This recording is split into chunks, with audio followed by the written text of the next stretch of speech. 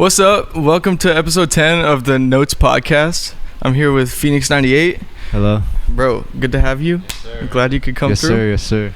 Yes, sir. Fucking rapper, artist, everything. I mean, you want to go ahead and introduce yourself? Yeah. What you do? PHX98, spelled PHX98. That's my city, my generation is what I'm representing. But yeah, rap, make beats, engineer. I'm trying to like step outside of just hip hop stuff and trying to do other stuff that's not like boom bap, like the classic hip hop lyrical spiritual miracle shit. I feel like that's just played out. Yeah. So I'm trying to just make music that's like, this is what I'm going through, this is what the stuff that's happened in my life, and I want to like explain it in a way that's not like boom bappy, like really have fun with sampling and like experimenting shit. And yeah, I don't know, just fucking I get bored so I try to like do different shit with sampling. But yeah, that's what's up. Dope. You got a new album out, All I See Is Glass People, right? Yeah, it's called. Super fucking dope. I listened to it the last like 2-3 days. I know it was released like 2 weeks ago or so, right? Around was it April 28th? 28th, yeah. Okay. Dope. But yeah, it's super fucking good. Congratulations on that. Thank you. That is a really good project. I kind of want to dive into that and kind of just like how that came about and like the process behind that and everything. So I mean, when did it start? When was like, the conception of the album, I guess? Was there like a song that you were like, okay, I want to build it around this, or what? Yeah. What was the situation there? So it was, I don't know when I made this song. It was the first song, the Where All the Glass Hounds Be. I found this sample, and I'm not gonna tell you guys where I found it, because I was surprised how I found it, but I used the algorithm to my advantage. But this sample is like, I've never heard it before, but that's where I got the loop where it's like, Where All the Glass Towns Be, and I was like, that sounds pretty cool. So I looped that over and over, and as I was writing to it, I just hear the sample just saying, Where All the Glass Towns Be, and in my head I'm like, what is a glass town? And kind of like what I picture that, and to me a glass town is something that's like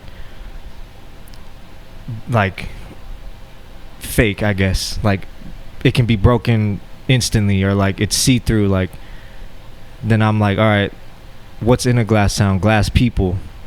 So I've just started picturing this whole society of just people that are broken, see-through, not real, just like, I guess just damaged people is like what I use the glass term for. Because glass breaks real easily, and so do like humans go through a lot of stuff where it's like you never know like what someone's going through. They might break from one decision like that's been casted upon them. But that's where I started getting the inspiration of like, all right, now I'm gonna start talking about glass, and glass is also slang for meth. So I started kind of dabbling in that realm of the term glass, and the album is pretty much about all these people going through all these things, but like it's like drug addicts, prostitutes, homeless people, rich people, poor people, people who fall in and out of love, like all these things that kind of wear us down as humans. I tried to touch on each of these subjects individually, and a lot of it is things I've been through or things I know people who are close to me go through, and I lost relationships with people because of drugs or because of alcohol or because of like different things of the world that kind of separate us. So that's the whole concept of the album. And at the very end you hear the warning from 1965, basically explaining what's going on right now. That was insane. Where did you get that from? Because I literally got through the whole album. I was like, okay, dope, what the fuck is this gonna be? And then heard it and I was like, mind blown, dude. Like for real. Like where did you find that? I found that so I watched Joe Rogan a lot. So as I was watching Joe Rogan, they stumbled across that, and I thought it was interesting, so I did research and tried to find it, and I found it. And just listening to it, I was like, this is crazy, man, because this is stuff that is really happening right now as we're living. So the thing that really got me was I can promote whole states to do gambling. It's like now there's like FanDuel and BetMGM and like different types of gambling that's being promoted as you're watching TV. So it's like I see it as like I see what's going on. Like I see the one in charge, or the man, or Big Brother's watching. Like to me, that's the devil. That's like evil, like what he's doing to us, to kind of like program our minds to consume things that are tearing us apart. So that's why I threw that at the end, because it kind of explained everything that's going on. It was a really good outro to like something that already like makes you think, what I mean? I feel like your whole album was just very, very well made and very like concept driven in a way that like really, really like worked itself to the surface, and I feel like you could really like understand what you were getting at the whole entire time. So that was super dope. Thank you, man. Good. Appreciate it. As an artiste to another artiste, I appreciate that, man. Yeah, dude. Of course.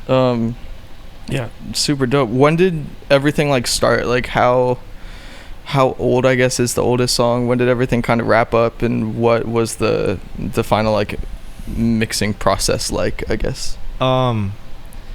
The oldest song was the song Growing Sins. So that song was originally going to be the outro to my last album, Everything Is Fine, but it didn't really fit. So that song's like about 3 years old. And as I was making the album, I came across that song again, listened to like all the unreleased songs I have, and I was like, oh, this one fits this album perfect now. Like I was just waiting for the album to use this as the outro song. And that's the oldest song, because I've just been holding on that. But yeah, just one thing that happened to me that really started this process of the album was I had a friend I was making music with who got consumed with drug addiction, and it caused him to not be the same person anymore. And it sucked because I had like a really strong relationship with this dude, like as just like a homie, bro. And like as an artist creating with another artist, it's like there's like a form of like chemistry when you're creating with people. And so I really felt like close to this person because we related musically, as well as like things we would talk about outside of music and just like things we've been through. We were kind of like the same person. So to see like drugs kind of take him to turn into a different person, I was just like just not there, and to just like do and say the most craziest things to people that really care about him inspired me to like really go all in on the album. Because I mean, a lot of the album is about him, like it sucks, but things happen. Around what time was that, I guess? I want to say that was early, so late 2023, early 2024. Okay. Like around that time is when all this stuff started happening. And so that's when I started really locking in on the song, or not the song, the whole album. The entire 2024, I was just locked in on this album. Like yeah. Dope, dude. Addiction's rough. Addiction's not something to fuck with, dude. For real. That, I mean, we met first Friday, I guess. It was the first Friday I played, so 2023 December, I'm pretty sure.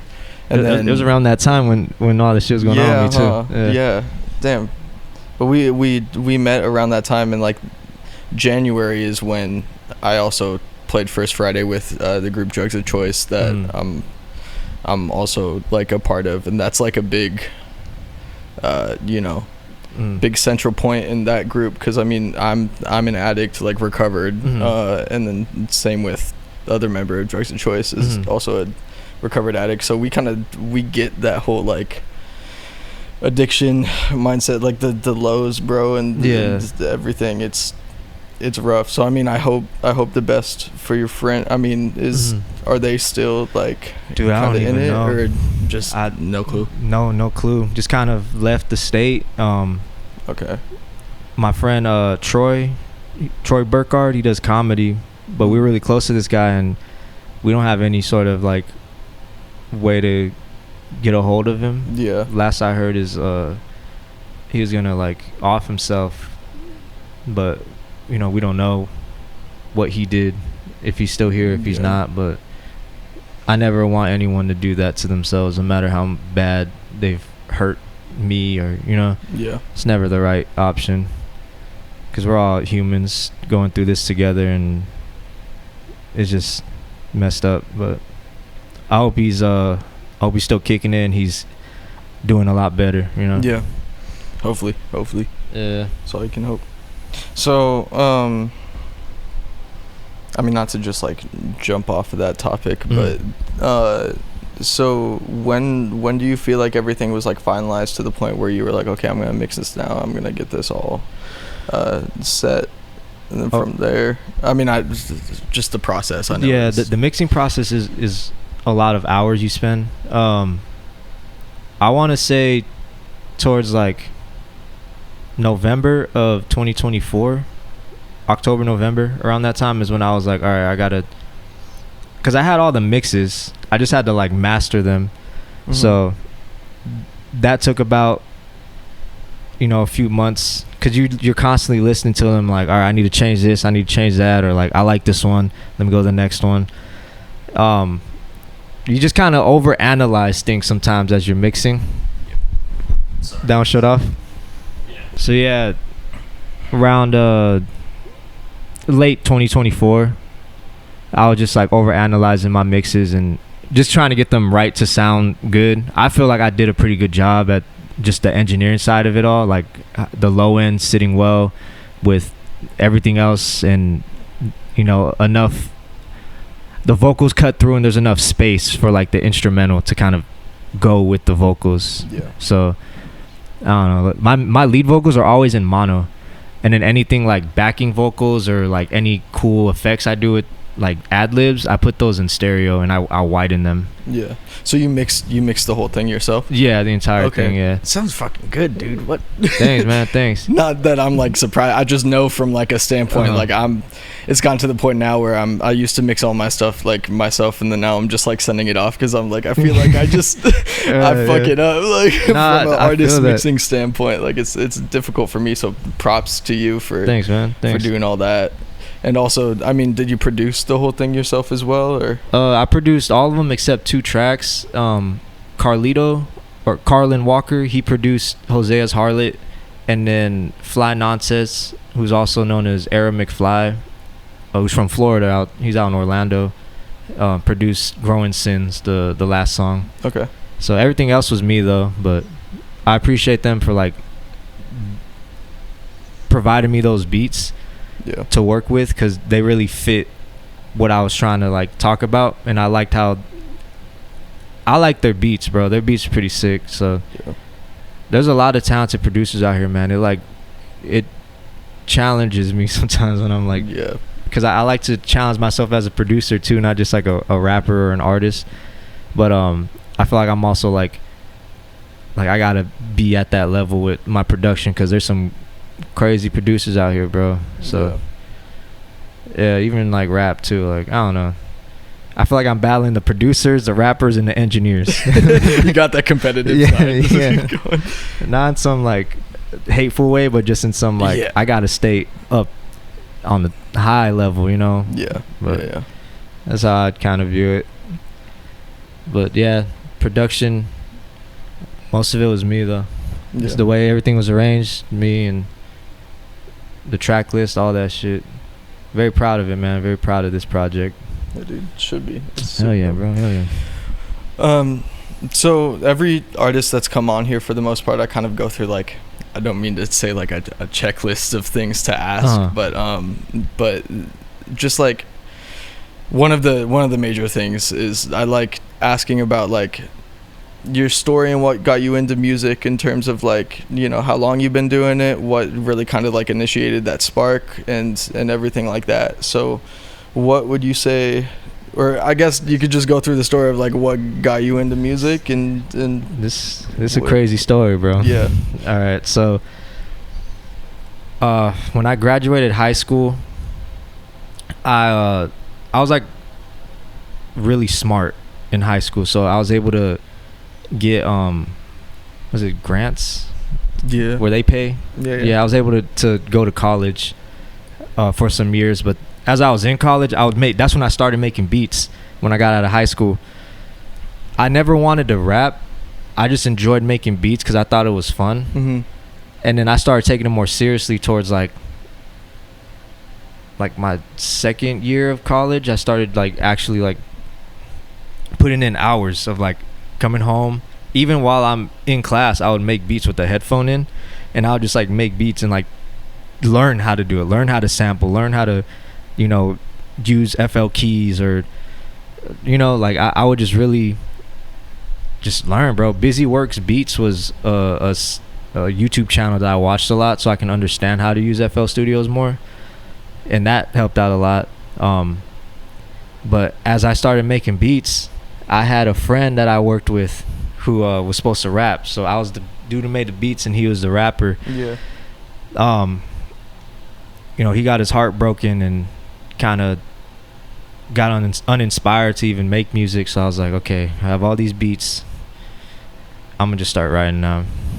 And so as I was in that transition of like starting to write to my beats now, I had a crazy spiritual encounter with something that was not a human. And this thing, like this moment in my life traumatized me, and like artists like Kendrick, Kanye, and Kid Cudi don't want to talk about this shit, but they've been through it too. There's this entity that approaches you and wants you to play for the dark side. And me not knowing, like, because I didn't think God was real during this time in my life, and this happening to me like helped me understand, like, dude, God is real, because if this thing is real and this thing is saying who he says he is, there has to be a God now. So that moment traumatized me, and like you can hear it in like specifically Kid Cudi has a song called Ghost. At the very end, he just says, I hope they understand that I really understand that they don't understand. And that's literally true, because if you hear what's going on in the background of him saying that, he's explaining the same exact thing I went to. It's like this conversation he's having with this entity. That really like helped me like realize, like, okay, now I have something to talk about. Like, this stuff is real. This is what I go through. Like on the first track, I have that line where I'm like call me a conscious rapper. I spoke to Jesus after. I'm waiting for the rapture. Like, after going through all that, like, it helped me understand, like, Jesus really helped me get out of that dark space, bro. Because, like, bro, I was hearing TVs talk to me. Like, I was hearing the phones talk to me, and, like, basically saying, like, yo, like, we control all you guys, like, you know, all this shit. And I'm like, bro, it kind of felt like I was, like, escaping the Matrix. Yeah. It's fucking crazy, bro. Like, I can't smoke weed because, like, that shit paranoids me now, because all I think about is that shit. But that really, like, pushed me to go harder with, like, releasing my trauma through music. And like, yeah, bro, like, a lot of my lines I talk about like schizophrenia is a real thing, you know, like, you know, demons and angels are real. Yeah. And that's kind of like why I started making music, because I had to go through something like that. I feel that. I feel like it's definitely like a crossroads thing, because I feel like you could definitely go like, it feels like sometimes one of two ways that you know is like a good and evil type of feeling, especially when it comes to like art and creating and stuff like that. So true. I get what you mean. Like, definitely, because I feel like, you know, yeah. So spiritual awakening through that, is that like what kind of made you go like, oh, okay, like I understand this now a little bit more. And then how did the music like end up going after that? So yeah. After that, I was like, I understand this more, and so now my lyrics were more, they're more like, I guess, spiritual. I hate saying that, bro, because I feel like spiritual shit is corny. Spiritual rap, like all that, like, it's a prophecy, monogamy, monopoly. Like, you know, like, I'm like, bro, shut the fuck up. Spiritual lyrical, but spiritual lyrical miracle. Spiritual. Yeah, bro. Yeah. I think that shit's kind of goofy. So like, but going through that, I went through that process of writing lyrics that were like conscious. Yeah. But yeah, I don't know. I just have something to talk about now. Pretty much is like bring awareness to this kind of shit, because someone else might be going through it and they just don't know how to fucking deal with it. Oh yeah. So that helped, and then along with other shit in my life, like you know family stuff that happens, or like relationships I've been in, or like losing friends or losing family members, or just all kinds of stuff going on, and that's have gone on in my life and still kind of currently going through stuff in my life. I just have more things to talk about, so I don't ever like look at things like why me, but it's more like, okay, now I have something to talk about and I can make good music now out of this situation. But yeah, I like being happy, but sometimes you gotta not be happy to talk about stuff. Do you feel like everything like happens for a reason in a way that like helps you through things, or are there some things that you're just like, oh fuck this? Yeah, I feel like everything happens for a reason. I feel like everything's like a lesson, or like kind of like I say too much. I gotta stop saying You good? That's me every time I watch it. I'm like, I'm saying yeah, bro. Have a counter on the bottom, just ums. Yeah. Shit. I'm sorry, what was the question? Everything happens for a reason, and how you feel. Yeah. Everything. I feel everything happens for a reason. Everyone goes through situations so they can learn from it and understand like this isn't something I ever want to go through again, or relate to someone else that's been through it, so like people can help people through situations. That's what I feel like whenever I'm going through something that's traumatizing, or like has me in a dark place. Someone else has gone through this, someone else may go through this who I encounter, and then we can help each other talk through it and relate. Humans relating with humans through stuff we've been through. So I feel like everything does happen for a reason. Yeah, dude, it's a big part of it, a big part of my belief system and like the thought process with things. I feel like positive or negative, I feel like there's like, I don't know, things connect too much, and I feel like there are like lessons that are learned from like literally everything that I'm like, whoa, it has to be something, man. Yeah. What's your view on like what happens like when you die? Do you ever think about that? I think about it, but I don't have like a specific like I feel like there's got to be some sort of something, but I don't know what it is. Yeah. And I feel like it's more of like a connection between like spirit, self, and soul being still like able to connect with the alive world in a way that like but I don't know, like I honestly don't know. I just feel like there have been times where I've felt like a presence of some sort that I'm like, that must be some type of like maybe like a deceased relative or someone that's been through a similar thing that's just trying to help me out through it, what I mean, like that type of thing. So I feel like that's how the afterlife kind of goes, but again, I have no idea. That's all just speculation. We don't know until it happens. That's the crazy part. Have you had any like crazy like ghost stories or like aliens? A few weird things. Like there was one time I was maybe in like middle school ish, and I was like with a friend outside, and we were just like in the backyard like chilling. Yeah.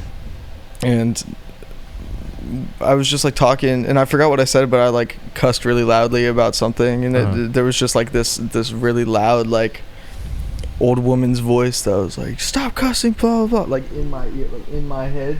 And I was like, that could be some schizophrenic like voices crazy. Type of thing, but I was just like, oh, what the hell.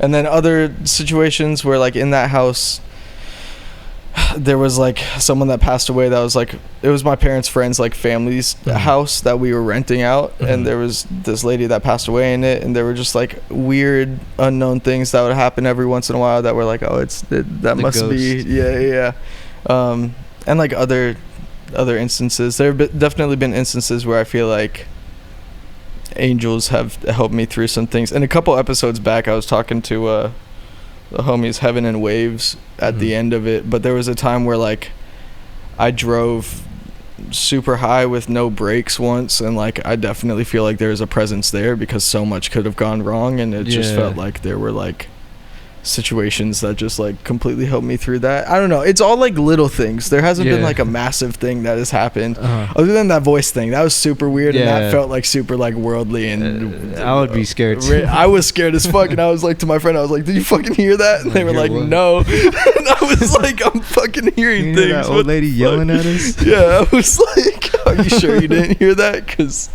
that was loud and clear.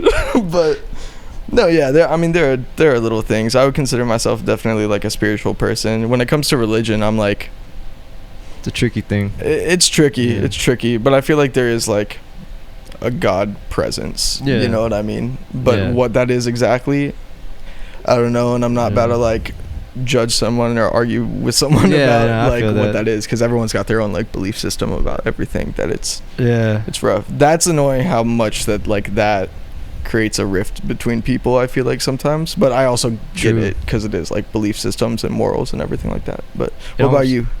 It feels designed. The whole, like, religion is designed to like separate us. It's kind of, we're all trying to find the same thing, but like religion is like dividing us at the same time, which is kind of like almost feels like it's strategically set up.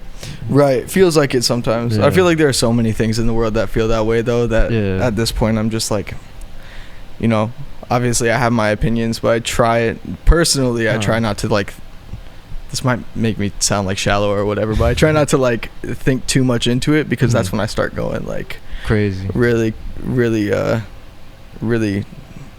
wouldn't want to say crazy, because I know that, you know, but yeah, mental health takes a decline sometimes when I do that. But that's just me, and you know, in my history with like drugs and stuff, that definitely heightened it. So now I'm at like a point where I'm like, no, you know what, just ride the wave of life and try to figure it out as I go, instead of like, you know. Yeah, that's true. I based on what I've been through, I lean towards the Christianity religion, and like really started researching that. Bro, have you ever seen those like testimonies on YouTube, like those near-death experiences? Like, bro, no, some crazy stuff, man. Crazy stuff. But like a lot of them talk about how like they when they die, like they get revived in the hospital or like whatever situation, like they get revived, like whether it's like an overdose or a car accident or just something, but they always say like something with Jesus happens. It's crazy. It's like, that's kind of wild. That's a dude that I met in rehab, probably like around my age or so. He was like super Christian, and he was like reading the Bible every day, blah blah blah, all this stuff. And I talked to him about it, and he had OD'd like 2 or 3 times before going into rehab, and like completely OD'd, like flatlined, and in the hospital they brought him back, and he was telling me some crazy stuff about like things that he saw or just felt around that time. I wish I could remember. There's a lot going on in my personal life that I don't like remember entirely everything that he was saying, but he was like, no, there's fucking something, there's something. And now I'm like born again Christian religious, like because of it. Like there's something, bro. There's something. It's Yeah, dude. Uh, But I don't know. I guess that's the beautiful thing about life is you just live and learn and experience, and then and there's always mysteries. there are always Mysteries and conspiracies. Yeah. Conspiracy. Do you get into those? Not too much. Okay. Not too much. I once got in too deep into them and Yeah, that's don't get too deep because scared for my life at one point. Yeah. It was around the time like all that that spiritual awakening I had was around time I started getting deep into conspiracies, bro. Really? It was kind of like I thought they were there to kill me, like on some like Agent Smith kind of thing. Yeah. And I was like, was that how old were you around that time? Because you said like right into 19, college. 19-ish. 19. Yeah, that's when when I started like really going into that. Yeah. That's kind of crazy. That must be some breakout year or something. Yeah, something like that. I don't know. That was a crazy time in my life, man. Crazy time. Yeah. So much stuff. It was crazy because the way it happened was my first girl was like one of those like toxic girls, like crazy, like just fucking. She was just a hoe, basically. She was a hoe for show. Yeah. But I found out the hard way. But it was crazy because during that spiritual awakening experience, he literally talked through her at a certain point, like possessed her and started talking to me through her, and that freaked me out, bro. Yeah. I was like, dude, this stuff is real, man. There's no way. Like, I didn't even get high, bro. I just took like a couple hits and I'm just like, what is going on? Yeah. Like, yeah. This is insane. Like it.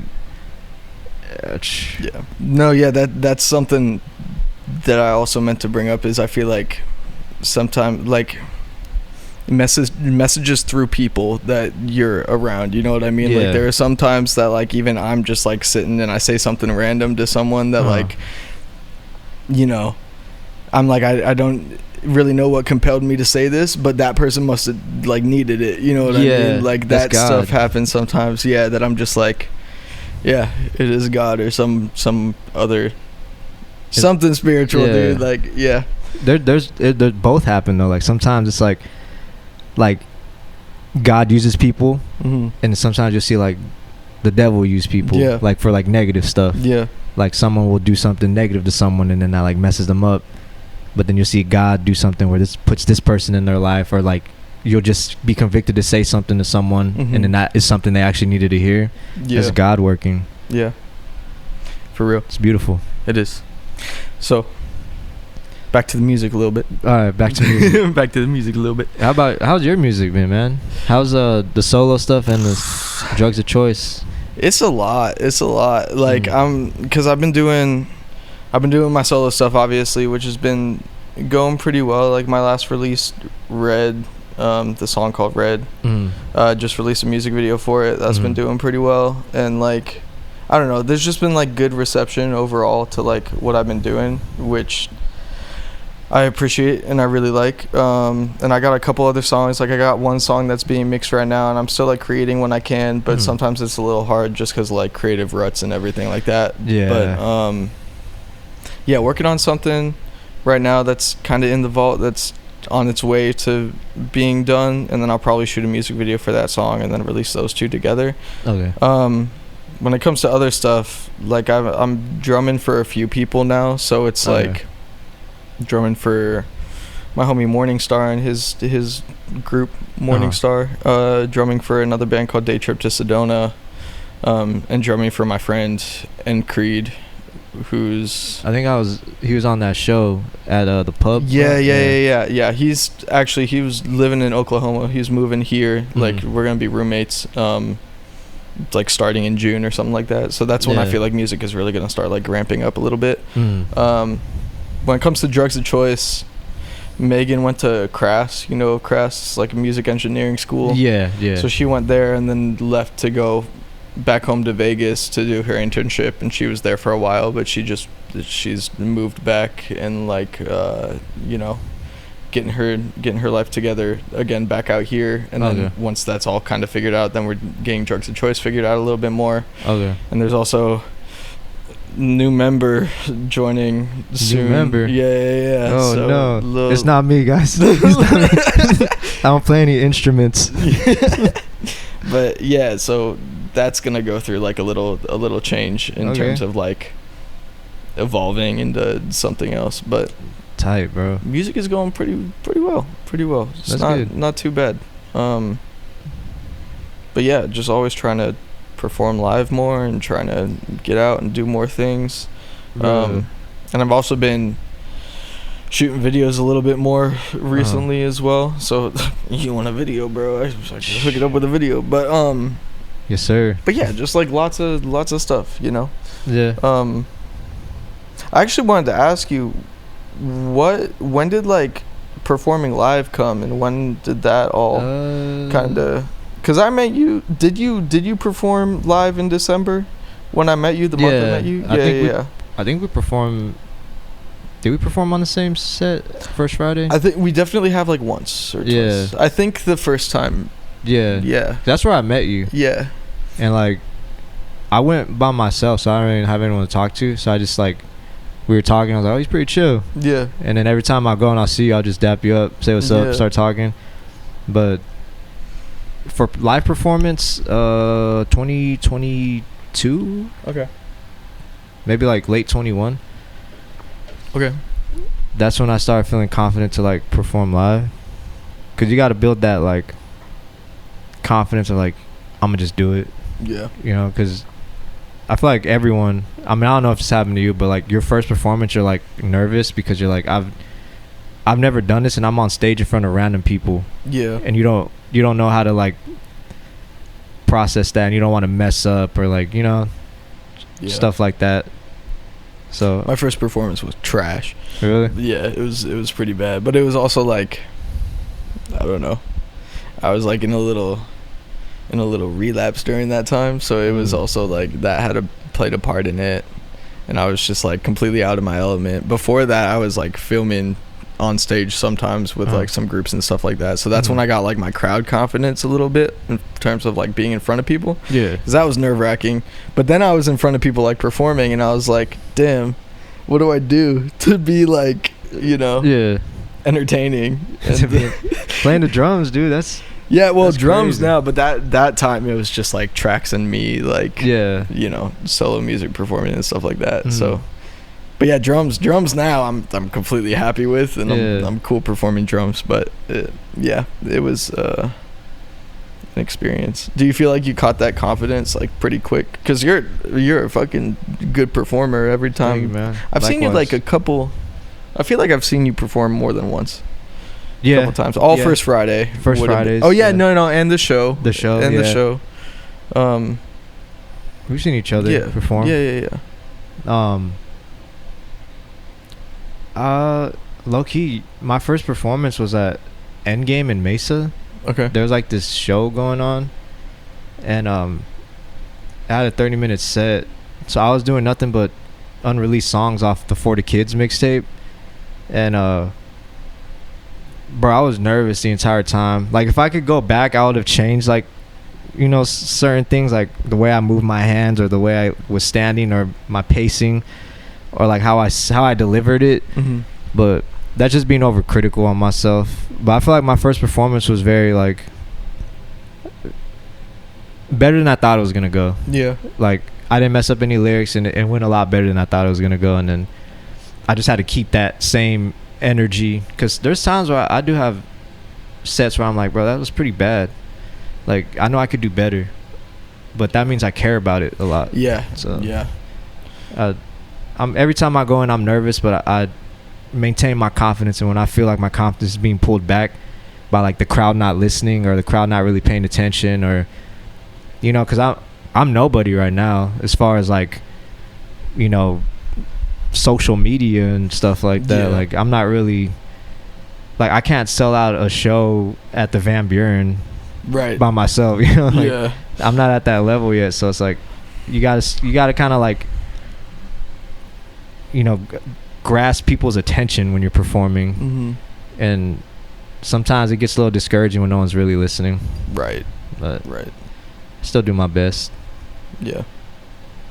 Yeah, I've been seeing you do other stuff too, like from your posting and stuff. I feel like recently I've seen you do a decent amount. Yeah. Of shows. Do you have? Oh no, go ahead. Oh yeah, I've been trying to just. Dustin Hadlock's been putting me on a bunch of shows. Shout out Dustin. Give me a lot of opportunities with shows, but yeah, even like open mics. I've been trying to find open mics. A lot of music mics are like starting to die now. It's a lot of comedy mics I see. Yeah, huh? I don't see too many music ones now. Yeah. Damn true. I haven't even thought about that. Like with open mic stuff, that's probably part of the reason why it's, you know. It is how it is. Yeah. Because there should be more of that. I feel like that's. Yeah. True. I don't know. Not that many music mics. Skylar Jade has one every third Thursday, but like Dustin has one every Monday at the Butler Easy. But like, bro, it's hard to find music ones now, dude. I can't find any. Yeah. But the secondary camera died, so it's just gonna be this for the rest of the time. Don't hate me, but yeah. But let's talk about a little bit about the, you know, PHX98. Phoenix, repping your city, repping repping the city, repping everything. How do you feel like everything's going here right now in terms of like the music scene and stuff, I guess, or even just like your place in it? Yeah. Like, how do you feel? I feel like I got a lot more to do. Like we're saying, I don't know if we said this off camera, but like, I can't sell out a fucking Van Buren or nothing, so I'm not at that level where I can do shit like that. As far as Phoenix in general, I'm gonna say the hip hop scene. Phoenix hip hop is there's a lot of shit going on in Phoenix, so like something's gonna happen out here.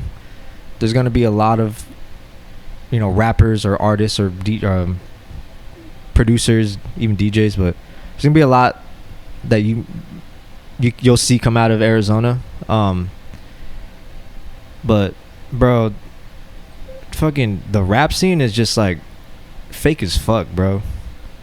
Like I'm only cool with like the people that are like real, you know. Like you can kind of see like there's certain rappers that are like doing this shit because they want to be like a celebrity, and it's like, bro, like what, like if that's your only thing, like you're not really using music to like heal or like to like make music. Like it's like this whole like fucking program, or I don't know, like slide up on the ops and, you know, shit like that. Yeah. I mean, if you live that, then yeah, do that. But if you ain't doing that, then don't do music or talking about that shit. You know. So that's one thing I don't like. People are like pretending to be something they're not, just for like fame or money. I also don't like how like there's a lot of fucking like scamming in rap. Yeah. You know, like there's a lot of scam shit in rap. Like example, like someone be like, hey, I'm gonna put you on the show and like it costs this much, and then they end up moving your time to a time that you didn't agree upon, and then it's like, I don't know, bro. Sometimes they'll like cut your time short. I don't know, like once you send the money, it's kind of like they can do whatever the fuck they want, really. Yeah. You know, so that's the kind of shit you gotta look out for in rap specifically, because it's just like a fucking scam.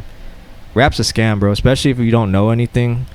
Like if you don't know like venue owners, or like you don't have like a good networking system, like if you're really fresh into this shit, you can get lost. Yeah. And you can get taken advantage of and like get your money fucking taken. So I hate that shit. But there's some good art out here though. There's some really good art. Now in general music, not just like rap, there's a lot of music, bro. Like Drugs of Choice is on my playlist. Like I listen to Drugs of Choice. I'll listen to Gusher. I'll listen to Sean Clark, Terrell Swayze, Bud Wood, Jay Gallant. My Upside Down, I listen to them. So there's like artists, Cassandra. There's artists where I'm like, I know I'm missing a lot because I have a place of just all kinds of shit. But I throw local artists in my playlist because I hear music out here, bro. Like shit that I would actually like listen to while I'm driving. Like there's that kind of music out here, bro. So something's gonna happen. Something's gonna happen, bro. But you know, we're gonna be a part of it. Yeah, dude. When it happens, we're gonna be like, dude, remember we were sitting on the couch saying something's gonna happen? Yeah. And it fucking happened. That's one thing. I'm gonna restart this just so that I'm not stressing about it the whole time because there's a little limit on it. So that's one thing that like literally everyone that I've had on here is saying is they're like, it feels like something's like bubbling a little bit and something's going to happen at some point, and it is a really good time for us to like be out here doing it, you know.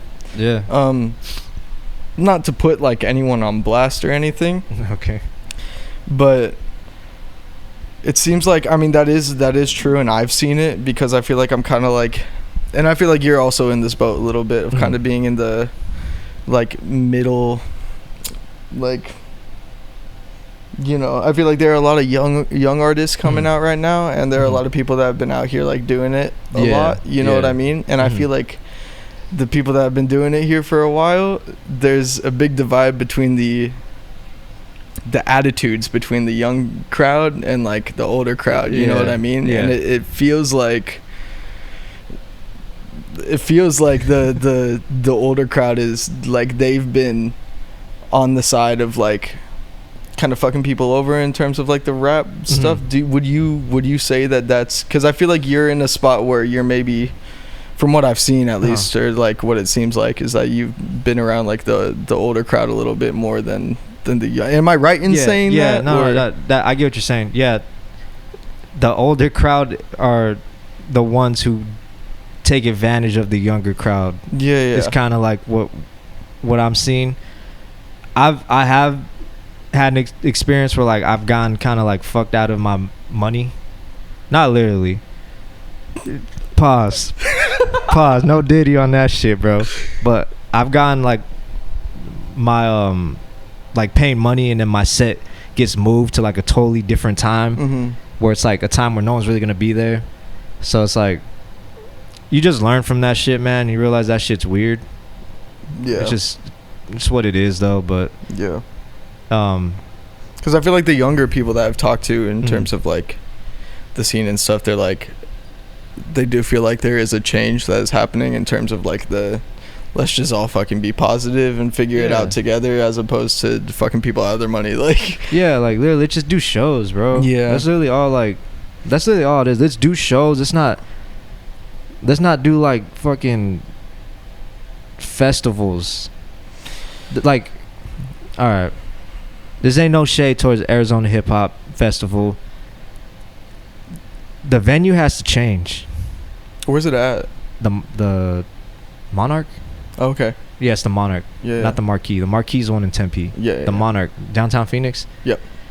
When I think of a festival, I think of outside. So I feel like the venue has to change to something. Someone has to do something to like make it feel like a festival, rather than a bunch of artists that just got put on a show that no one knows. Like, I don't know, bro. That's how I feel about it, bro. But I feel like Kobe from Phoenix Hip Hop, he's gonna do something to where like, cause he does it cause he for real loves hip hop, and he wants to do whatever he can to make sure like eyes look this way towards hip hop. Like, look at Phoenix, look at, not me specifically, but look at just Phoenix, the city, and look at Arizona, and but he doesn't charge people shit. In fact, like, he'll, out of his own pocket, he'll pay for studio time for artists that need studio time that he has, like, that he believes in, that he thinks has like really good potential.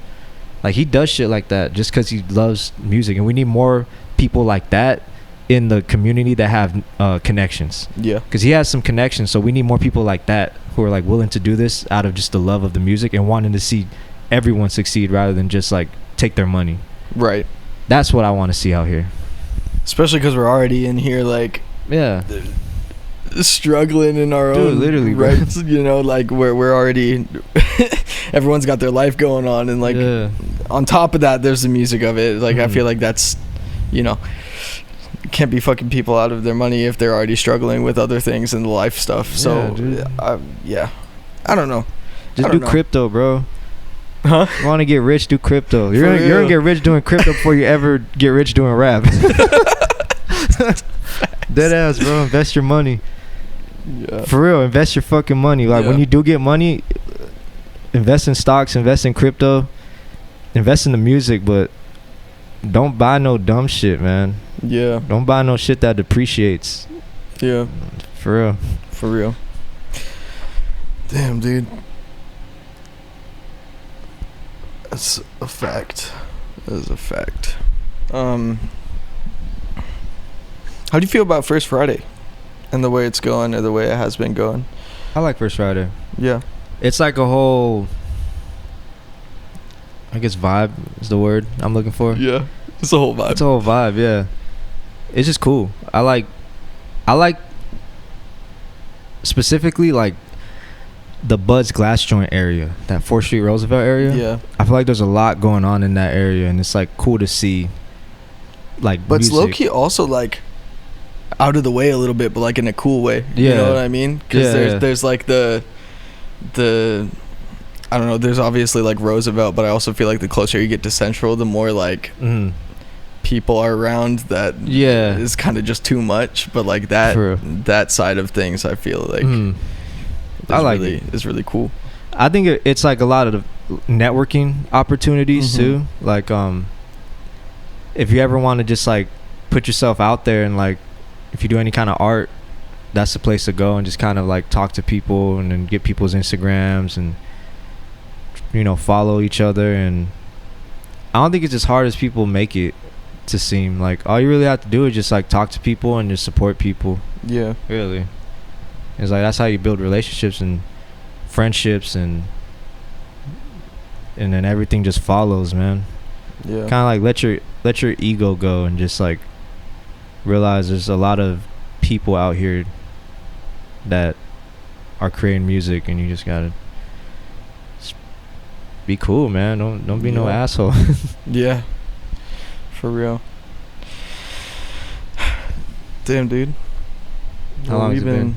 We've been talking. It's been about an hour. About an hour? Yeah. All right. So I guess we'll wrap it up there. Keep your eye on this man right here. Thank you. PHX98. Go listen to his fucking album. It is genuinely really fucking good. Go check it out. And yeah, just link to that is gonna be in the description.